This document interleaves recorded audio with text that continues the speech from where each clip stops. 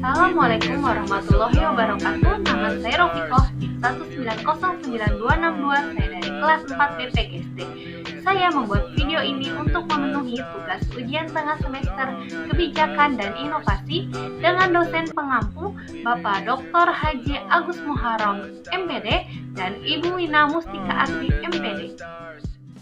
Di sini saya akan membahas tentang kebijakan kurikulum berbasis kompetensi. Pengertian kurikulum berbasis kompetensi. Kurikulum berbasis kompetensi adalah konsep kurikulum yang dikembangkan Departemen Pendidikan Nasional Republik Indonesia untuk menggantikan kurikulum 1994 loh. Kurikulum ini dirancang sejak tahun 2000 dan ditetapkan pada tahun 2004. Dalam tahap-tahap pengembangannya, kurikulum ini dikenal dengan kurikulum KBK atau kurikulum 2004.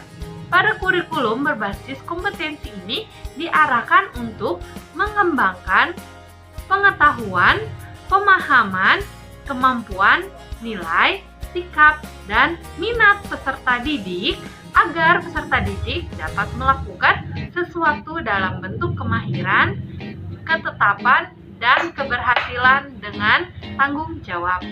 Terdapat 5 ciri utama dari kurikulum berbasis kompetensi, yaitu pertama, menekankan pada ketercapaian kompetensi siswa baik secara individual maupun klasikal. Kedua, berorientasi pada hasil belajar dan keberagaman.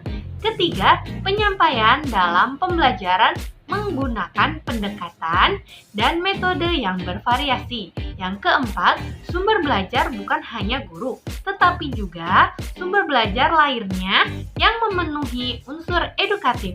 Dan yang kelima, penilaian menekankan pada proses dan hasil belajar dalam upaya penguasaan dan pencapaian suatu kompetensi. Selanjutnya ada prinsip-prinsip pengembangan KBK. Yang pertama ada keimanan, nilai, dan budi pekerti. Yang kedua ada pengetahuan integritas nasional. Yang ketiga ada keseimbangan etika, logika, estetika, dan kinestika pengembangan. Yang keempat ada kesamaan memperoleh kesempatan. Yang kelima abad pengetahuan dan teknologi informasi.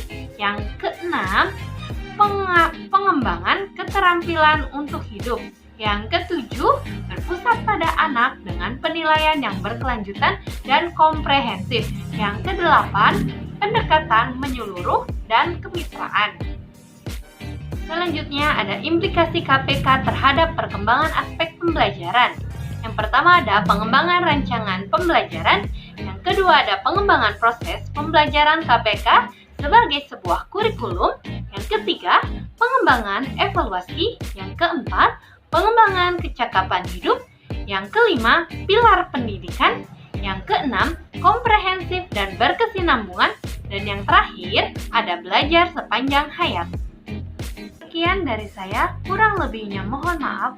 Wassalamualaikum warahmatullahi wabarakatuh.